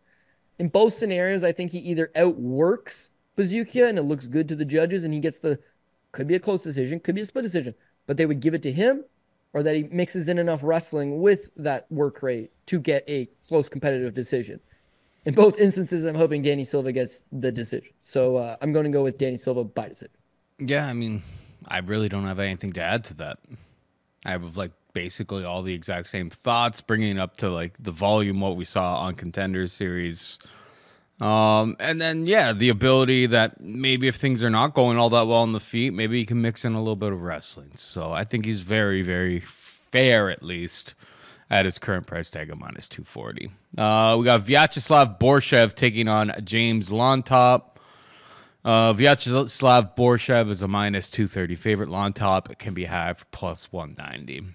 I've faded Borshchev in a whole bunch of spots, Cody. But that's when his opponent is able to wrestle. And what we all know, with Borshchev, he's like a striking coach at Team Alpha Male. Guy can't stuff a takedown to save his life. Mike Davis takes him down 9 times. Not even necessarily more of a generalist than a standout wrestler. D1 Diakese, he got that name from taking on Borshchev and taking him down 11 times. Nazem Sadikov is straight up striker, took him down 4 times. But what I do see from Llontop is he just gets taken down by guys that you wouldn't even necessarily think were wrestlers by any stretch of the imagination either. This turns into just a striking affair between the two of them. Maybe it's somewhat competitive, but Borshchev's chin, typically on point. If you're not able to take him down, I guess he did get dropped by Chase Hooper. That was a bit of a surprise. I was on Hooper, and I did not think it was that Hooper was going to get a knockdown and then all that top control in round 1. That was a bit of a surprise of how it got to the ground in round 1. So maybe that chin's starting to give away a little bit, but the performance from Llontop going out there against Padilla, It was pretty ugly going out there, pretty sizable favorite, and it did not look good whatsoever. And Jared, pull up the board. Yeah. Just pull up the board right now. Cody, you know me. Llontop has a neck tat and face tats. Oh. You know what this guy is prone to? Poor decision making. I think it's Borshchev. I think he's a rightful favorite here. I would usually never bet Borshchev as a favorite, but all signals are pointing towards a striking affair, and that's a fight that Borshchev can win. Yeah, well, so it is and it isn't. On one hand, yeah, he's a very good kickboxer. All of his wins are just spectacular body shots and beautiful left hooks, and he's a kickboxing coach at Team Alpha Male, and he trains with a bunch of great guys on the daily. Yeah, he is a good striker. On the other hand, is that when you see him fight, he has got a car crash style fighting. Is just enter the pocket and bomb you. Thing is that he's getting countered a lot. He's getting hit a lot. And I feel like his durability is starting to dwindle. His fight with Nazim Sadikov, he got dropped by Sadikov. Like, I mean, dropped. A bad referee stops the fight. He's badly hurt. And he comes back, dude. Guy comes back. He's got a desire to fight. He's got some decent cardio. He's never going to quit on himself. But he took some serious damage in that Sadikov fight. Then the Chase Hooper fight, Chase Hooper drops him. Now, whereas I'm not going to crap on him as much as everybody else for that one. We had Chase Hooper. I picked Chase Hooper. I was in on Chase Hooper. When you're so worried about the threat of the takedown, you drop your hands and you're waiting for the takedown and the guy busts you in the face, and it's the shot that you don't see coming. I'm not expecting it. Chase Hooper drops him. It's that when Chase Hooper got on top of him, he absolutely mauled this man. He outstruck him 62-2. Choked him out in the second round. So here's my only concern, right? Is that you're willingly betting a 250, not you per se, I'm saying the money line. It's at minus 250, striker. You're getting striker versus striker. You know both guys are strikers. You know both guys are going to stand in the center of the cage and they're going to bang it out. Slavaclaus, as entertaining as he is, he's got a reckless style of standing in the pocket and exchanging shots. He gets dropped by Sadikov. He gets dropped by Chase Hooper. He took a beating against Chase Hooper. That fight's only 2 months ago. So now he's 32. He's training at a gym where they're training hard on the daily. He's got a whole career of kickboxing on top of a career of MMA. And he spent so much time working on his get-up game and his defensive wrestling because nobody wants to strike with him, that his striking is low-key started to regress. His chin's not that good. And you know he's going to come forward and brawl with the guy. So as much as it's going to be fun to watch, my man, minus 250, man, god damn. So why not fade him? Well, I'll tell you why I can't really fade him on a personal level. This James Llontop fool, I liked him. He looked good on the Contender Series. He's got good little leg kicks. He seems to throw an okay amount of volume, good power, 2 knockdowns on Malik Lewis. Did a good job. It's the second fight. He's a minus 400 favorite over Chris Padilla, and I'm the fool that eats it up. I put him, I believe, on the top ticket, or top 2 at the very least, and yeah, as you're saying, he got taken down by everything. But when he got taken down, he immediately gives up his back. So the first time he got taken down, he immediately gave up his back and almost got caught in a choke, but he got up. Second time he gets taken down, he just does the exact same thing. He just gives up his back, doesn't get choked out. The third time he gets taken down, he just gives up his back and homie's waiting for him and chokes him out. So poor decision making, as you've already alluded to. But again, he's a striker, and the guy can take a hell of a punch, man. So he can take a punch. He's going to stand right in front of him. They're probably going to land 100 shots each. This guy's from Peru, which means he's very physically strong, got good durability, and trains at altitude. He's going to be there for a 15-minute fight. His fight with Malik Lewis in the Contender Series, cardio wasn't an issue. Taking him down and catching him in a rear naked choke as he continuously gives up his back, that's a great way to beat him. But Borshchev's not going to pursue that. Borshchev's not going to take path of least resistance and just shoot an offensive takedown of his own, which he actually should. No. He's going to meet him in the center of the cage, and then they are going to throw down. So as much as I kind of lean Borshchev because he's just such a better striker, right? Such more refined, polished striker at 250. Yeah, man, I'm having trouble. I mean, I made the pick. I wanted to, but I want to take Llontop. I do. And as I sit there and I think, take Llontop, it's like, Slava's not all the way shot. He is on his way. He's trending into the direction of about to be shot. But he's got one more good hooray left in him, and hopefully it's on Saturday night against James Llontop. See, this just kind of this fight kind of reminds me of, I mean, we had a shoey bet on it when he took on the legend of Meerschaert. Another guy who's like not going to take him down. They were going to strike, and Slava absolutely bodied him. And then I had to do a shoey because I had that little that little fix on the legend of Meerschaert at that point in my life, but we've moved on. Well, Meerschaert scored you huge in his win over Steve Garcia, so it was like you were willing to give him another shot. Frankly, if they fought again, like I'd be picking Steve at this point. I think like Steve's been making big improvements. Looks a lot better. That was just like MMA being MMA. Steve's a prime example. Steve's a prime example, even though he doesn't fight at 45 anymore. But he's a guy that Borshchev should kill, right? Because Borshchev just got so much power, but. You know, he'd take a beating, and just land something. And I don't think Borshchev's reacting to the damage quite as much. But, again, he is one of the guys that will fight for your dollar. He could have a broken leg in the 3rd round. If there's a chance for him to get the win, he'll try. But he's proven to be a little bit limited. 100%. All right, we got Zachary Reese taking on Jose Medina. Reese, a minus 600 favorite. Medina can be had for plus 420. Cody. So here's the thing. Jose Medina, for people who don't know, he was on Contender Series. He lost to some Russian dude who had like a pretty boring style. Took him down 6 times. And like, for whatever reason, it was wild. Like at the end of the show, Dana's just like, I see something in this kid. He's from Bolivia. It's like, I see something in this kid. He's like, he was fighting at like light heavyweight or heavyweight. He's like, we're going to put him on like Jenny Craig diet and get him to a better weight class. And I see something in this kid.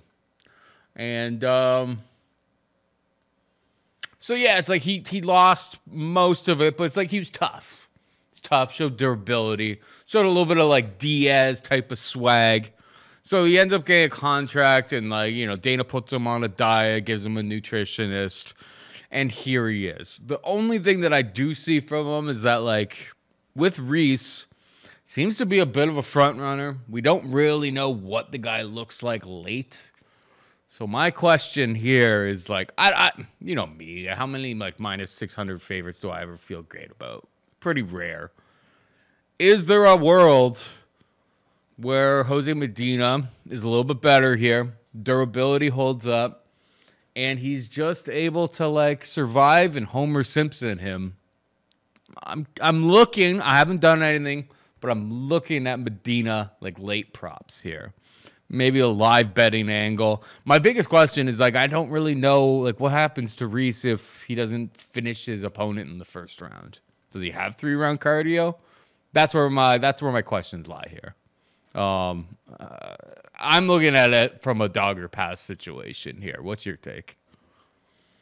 Yeah, to be honest, like at some point you just got to jump into the realm of the unknown. And with Zach Reese, I don't know that he can fight 15 minutes because he's never had to fight more than a few minutes. But this guy is a finisher, man. Like he's got big ground and pound. He's got big power. He's got a nasty submission game. Once he gets on top of you, he's going to bust you up. Before coming to the UFC, obviously he had a 5-0 record, gets him on the Contender Series. 5-0, all quick finishes, we get it. The Eli Aronov guy, really not that bad. In fact, it's a fairly close to a pick'em type fight. And Zachary's beautiful armbar. The second he got taken down, transitions to it. Slick, smooth. There's a lot to like out of this guy. Do we know that he can fight 10 minutes? No. Do we know that he can fight 6 or 7 minutes? No. And that is worrisome. But it seems like he is one of these guys that's going to catch a lot of people and put a lot of damage on them. So he draws Cody Brunridge. Now, his UFC debut, he is a minus 225 favorite over Cody Brunridge. People like him. People expect him to get the win. He's a big boy as well, clocking in 6'4" with a 77-inch reach. I wouldn't say complete package, but looks like he could be a decent prospect. The Brunridge fight, it's nothing that he does bad. He gets a triangle choke, and then Brunridge picks him up and power bombs him, Rampage Jackson style. I've seen that happen 20 times in MMA, and 15 of those times the guy was rendered unconscious. No, that's a lie. Supposed to let go of the five times the guy's rendered unconscious. 15 times it draws you in tighter into the triangle choke. Reese was unfortunately one of those guys that did get knocked out by getting slammed on his head. So I can't fault him too much for it. And I don't rate Brunridge. I crap on him every opportunity I get on this program. He's not good. So to lose to him obviously doesn't look good. But it's one of those things, man. It's like he got power bombed. I got to give him a pass. The thing is Julian Marquez. Julian Marquez is damaged goods. He's I guess he's probably on the fringe of being washed up, and Zachary makes him look all the way washed up. Uppercut, beautiful KO, 20 seconds into the round. So again, Reese is a guy that could knock you out standing, but it's that ground game. It's that ability to just style on guys on the ground and grab the neck. I think that'll serve him really well. Jose Medina, meanwhile, he's only known for his durability. And so, yes, that is his key to success here. Outlast Reese in the first round, make it to that over 1.5. Reese tires down, Medina takes over. But it's not quite that easy. First of all, this guy's 33 years old. So he's not some young kid that Dana White's like, I think this guy's got a shot. He's a full-grown man. He's a full-grown man that weighs 205 pounds. Doesn't matter if his diet's soft. What's he possibly even eating in Bolivia to make him fat? All jokes aside, you get him a nutritionist. You drop the guy down to 185 pounds. This is his record prior to getting on the Contender Series, okay? He beat a 0-0 guy, an 0-2 guy, a 2-1 guy, an 11-23. Then he won a split decision over a guy that was 4-2. And then he's on the Ultimate Fighter. Why? Well, how could that... Sorry, I keep calling it the Ultimate Fighter because we talked about it earlier. The Contender Series. Well, how is it that you're jumping in the Contenders? You're not ready for it.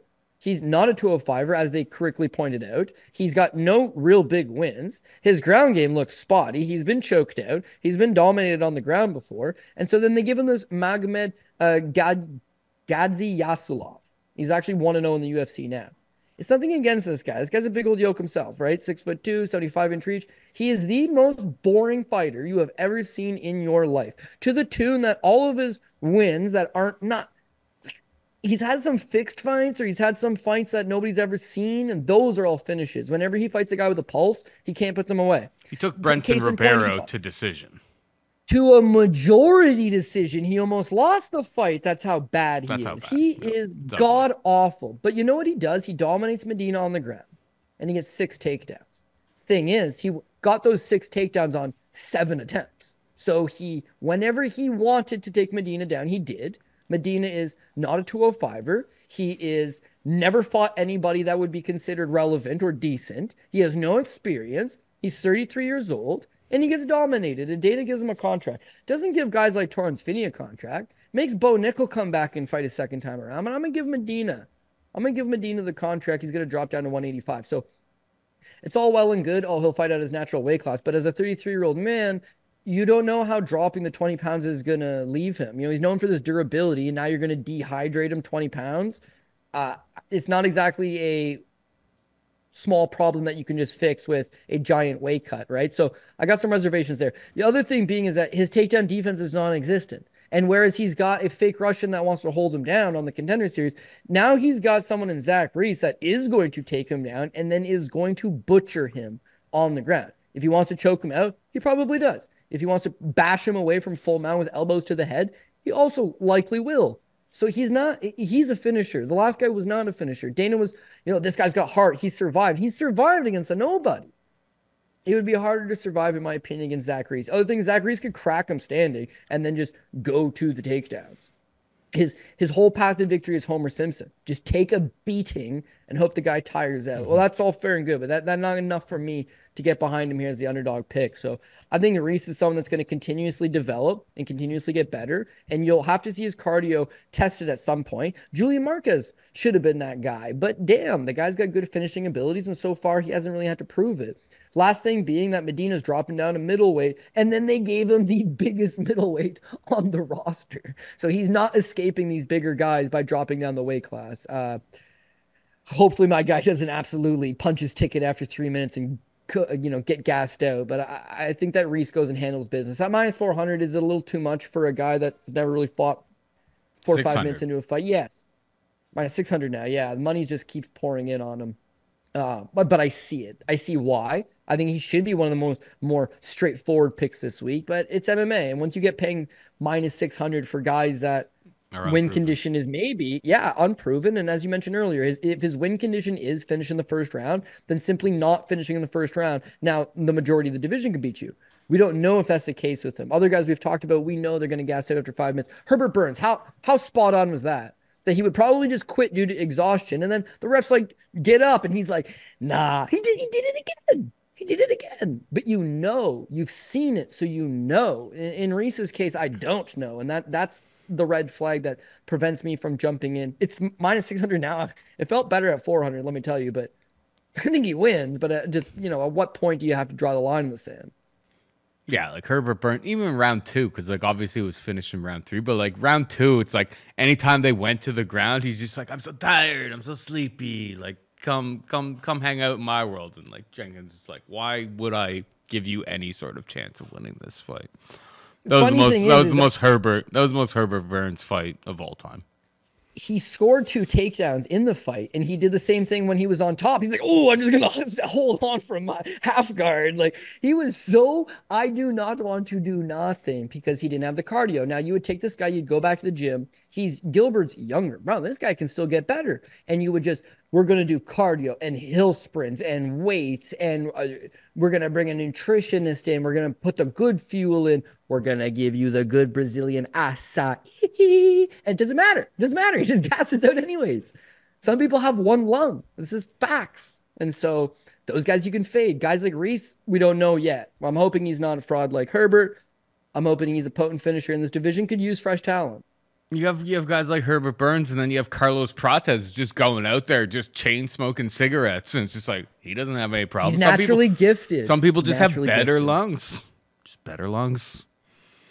Kazushi Sakuraba, he used to notoriously smoke 2 packs of cigs a day. He's a guy's a chain smoker. He lights one cig off the one that's just about to go out. Like the guy just all he does is chain smoke. Yeah, and absolute legend of the game. That one time fought Hoist Gracie for like 96 straight minutes. It was a 90-minute round. And after that, Hoist and them were like, we're done, dog. And they threw the towel in. This guy fought for 90 minutes straight in a fight in Japan as a 2-pack of cig a day smoker. Throughout his entire career. And so with Anthony, they used to call him Santino Morello back in the WWE. Anyways, you know, we used to interview him all the time at Fight Network, Santino Morello. Mm-hmm. He's in Mississauga. He just got back from Japan. He did a wrestling match with him. So I ran into him the other day and I was just like, oh, how's Sakuraba? He's like, oh, he's really good. He's really good. But I was like, does he still smoke? And he's like, bro, like the whole time you're wrestling him, all you saw was like, cigs coming off of his spores. Like as he gets sweaty and starts working, it's like the more cig smell comes out of it. But Joe Schilling said one time, it's like smoking only affects you in your later life. You'll die by 60, but your competitive career won't be affected by it. Hockey players used to smoke on the bench back in the day. Like no one seemed troubled by it, but are they alive today? No, but I think when you're in the prime of your life, you can do a pile of drugs and not eat for 3 days and your body's still operating at a level that you can still do it. As you get older, not so much. All right. We got Jacqueline Cavalcanti taking on Josiane Nunes, minus 200 for Cavalcanti. Nunes can be had for plus 170. Nunes seems to have, Cavalcanti seems to, at least from what we've seen in the UFC, has like, you know, the ability to put over 100 significant strikes. Nunes was always very undersized at women's 145 pounds. Super short limbs. I don't know. Don't have a hot take on this, Cody, and I will level with you, Cody. I got to go to the bathroom right now. So I'm going to run to the bathroom, and then I imagine you're still going to be breaking down this fight in about 2 minutes when I get back. Cool? Yeah, likely. Yeah, I'll ride the pine on this one. Yeah, this one's more just like, you got 2 strikers in there. Josiane Nunes, as Paul mentioned, she's tiny. She's 5'2" with a 67-inch reach. So she's effectively 6 inches shorter than Jacqueline Cavalcanti. And that's going to be problematic because they're both strikers. And Cavalcanti is a more accredited kickboxer that likes to stay back at range and kind of just fight as a longer fighter. So you'll have Josiane Nunes having to close that distance, which she will, which she always does. But it ain't pretty, man. Like she basically just clobbers her in with overhand lefts, overhand left, overhand left, overhand left, crash that pocket, kill the distance, hopefully land on something. As Paul mentioned, she was fighting at 145. Not only was she fighting at 145, but Bia Maleki's a giant. And she fought her and she beat her, knocked her out, overhand left. That's her money shot. But at some point, it does become a little bit repetitive. The girls that she has fought, Bia Malecki cut, Ramona Pasquale cut, Zara Farron cut. All of them are bad. All of them are really bad. In fact, I don't think any of them. Maybe Ramona Pasquale won one fight in the UFC. Collectively, they might be like 0-5. So it's a bad group. UFC eventually makes makes away with the 145 division altogether. And now, as such, there's no 45 fights left. So a girl like Josiane Nunes has no other choice than to drop down. She was already small at 5'2". Bantamweight seemed like the weight class for her, but there had to have been a reason she was willing to fight at 45 and willing to fight these giants at 145. So again, I don't know that dropping down to 135 is a fix-all solution type thing. Other problem with Josiane Nunes is, I guess, that last fight with Chelsea Chandler. Chandler with the 2 takedowns, and then you see it's like she's not very good on the ground. So her plan A is clobber you with the left hand, crash the pocket. Plan B is not really there. She's never scored a single takedown in the UFC, has a 0% takedown accuracy, and has a takedown defense of 58%. She's just not a grappler. She's a brawler, come forward type girl. And it's not enough, because to Jacqueline Cavalcanti, I think the way to beat her would be to take her down. Again, she's a good kickboxer, but her ground game is a little bit lackluster. Someone who's physically imposing, small, jacked up, could club you with that left hand as a way to enter the pocket and then clinch up, pin you up against the cage, try to wrestle you to the ground. That would be an effective strategy. I just haven't really seen enough of that from Josiane Nunes to have confidence that she will do it. Cavalcanti, meanwhile, again, she's that longer, rangier girl. The 2 things we'll just call MMA math and a little bit of stats, and that's the bottom line as far as I'm concerned. The one being the 5'6" for Jacqueline Cavalcanti versus that 5'2" of Josiane Nunes. You're going to have the longer, rangier kickboxer. In a kickboxing match, I want that bigger girl at distance. Second thing being, this is the MMA math part, is that Josiane Nunes fought Zara Fair, who's just so god-awful, it's unreal. Zara Fair got cut and then fought in her hometown of France not that long ago, and then also lost that one too. So she's abysmal. Abysmal. Her versus Josiane Nunes was actually quite competitive. Farron was landing jabs at will. Farron landed 117 significant strikes and actually outstruck Josiane Nunes 117 to 102 and had plenty of moments. Josiane Nunes is the only person that ever made Zara Farron look fairly competent in a high-level fight. So take that with you will. Jacqueline Cavalcanti, meanwhile, she makes her debut against that same Zara Farron and outstrikes her 126 to 39. Farron comes nowhere near her, can't touch her up, can't get the jab going. She's faster than her, she's longer than her, she's a better striker. So now she's getting Josiane Nunes, and it's MMA math, it doesn't work, I get it. But it's like Josiane's going to be in the same predicament. It's like Zara Farron's touching you up, Cavalcanti is going to touch you up. You're going to explode forward, you're going to come forward, you're going to hopefully this girl tires from backpedaling and jabbing and kicking. But at some point, you're behind the punch clock. At some point, you're down on the numbers. You're down 2 rounds to 1. You need that big KO. And outside of starting Bia Malecki, like I don't know that she's going to clobber her Jacqueline Cavalcanti in the 3rd round and knock her out. So to me, it's a decision fight. It's 2 strikers. Probably be close and competitive. But Cavalcanti's got all the stats and all the numbers going in her direction. I like what she brings to the table a lot more than Josiane Nunes. And unless this is like, damn, this is Jared Cannonier dropping down to 205 to 185, like Josiane finally found where she was supposed to be all this time. If that moment don't happen, she's just going to get lost in the shuffle against quicker fighters than she is. So the great thing about fighting featherweights is there's none of them on the roster. The ones that they do signed are all bad, and they're all very, very slow. So you could be an undersized fighter and you could beat them. At bantamweight, that's not the case, man. It's the premier division of the UFC's women's classes. Nah, maybe that's a lie. I like 115 better personally. It really doesn't matter. What does matter is that they're both going to strike. I think Cavalcanti's got the speed, the technique, the cardio, outpoints her, wins this thing fairly smoothly, and gets the job done. So sign me up for Cavalcanti by decision. Yeah, I'm in, bro. I'm in 100%. Well, you're back. All right, Paul's back. I'm in. I mean, Cavalcanti was already the pick for me. I mean, Nunes got out-volumed, controlled, taken down by Chelsea Chandler, and we're, 2 weeks removed from Yana Santos being able to stuff takedowns, getting a knockdown, like so many things that showed that like Chelsea Chandler wasn't exactly high level. That's not to say that like Cavalcanti's really proven all that much, but I think as you said, bringing up their common opponents, like that volume is, I think, the big differentiator.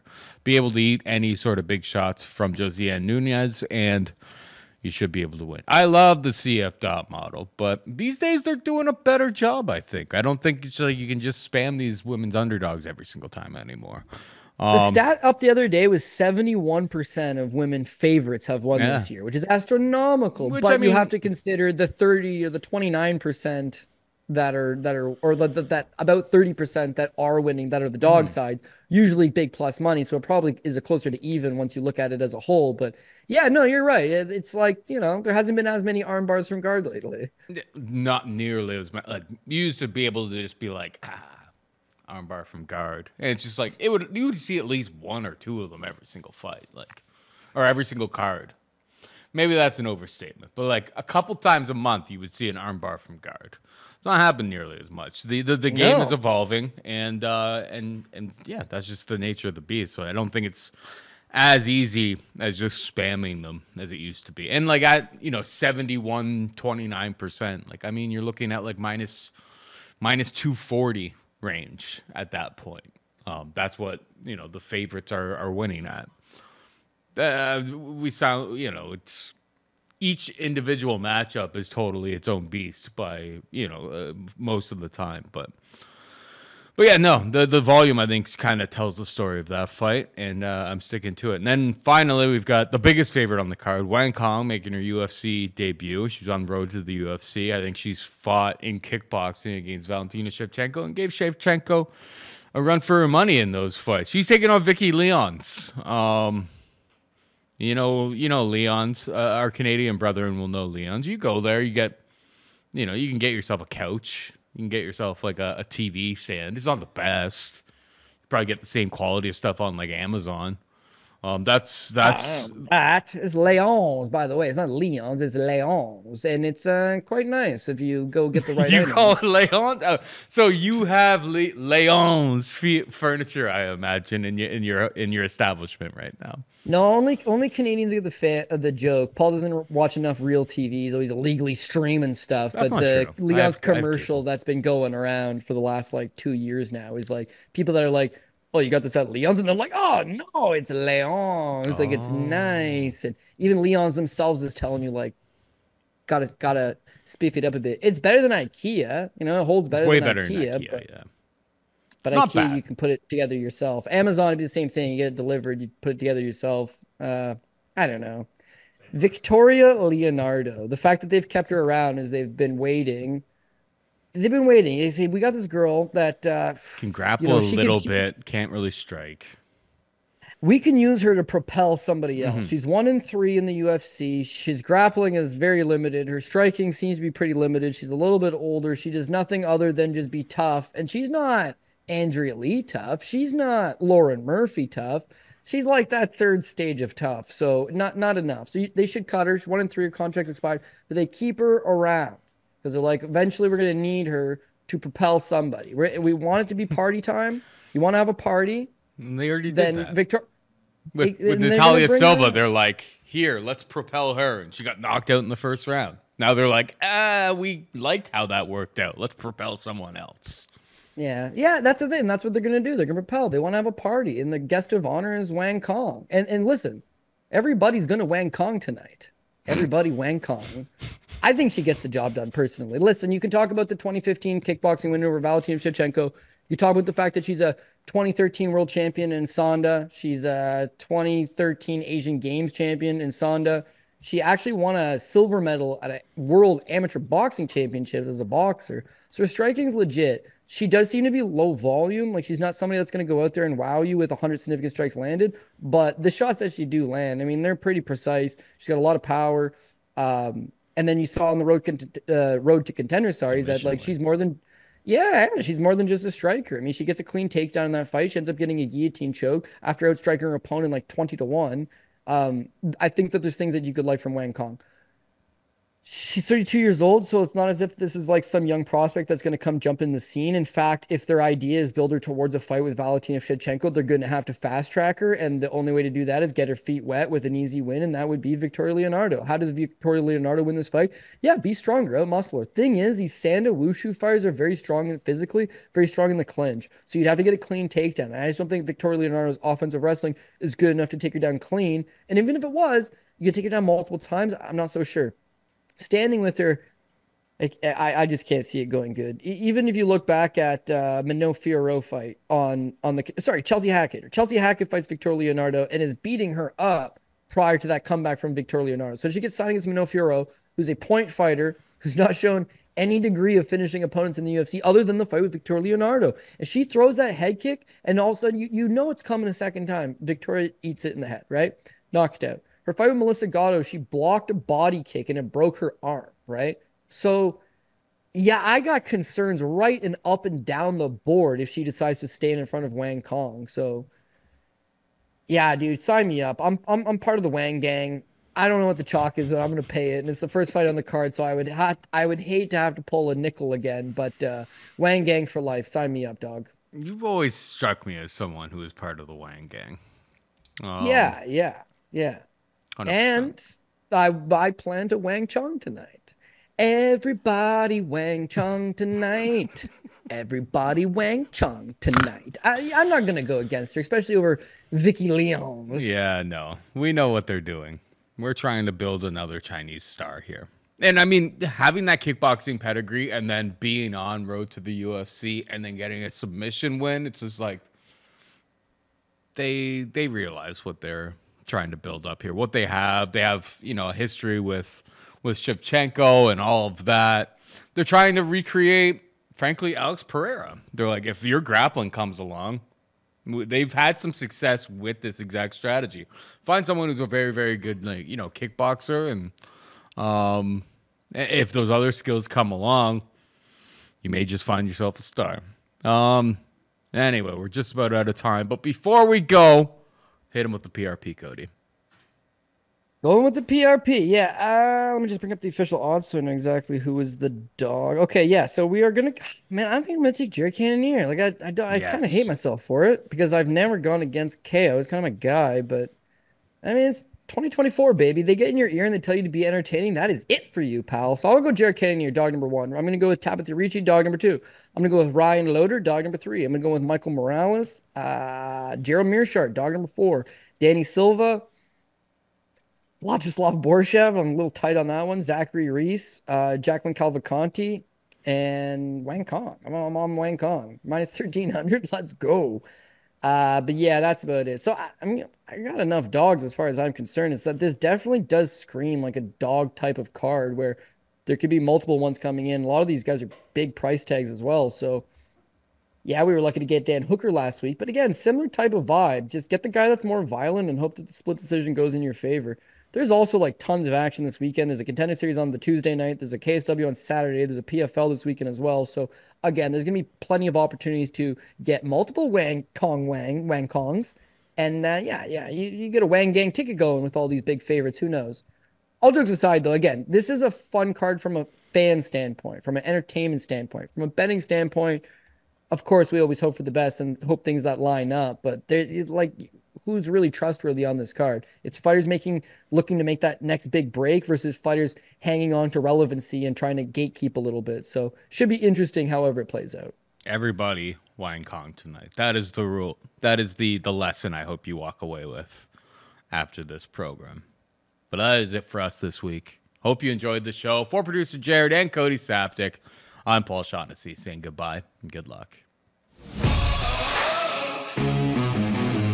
Oh, oh, oh.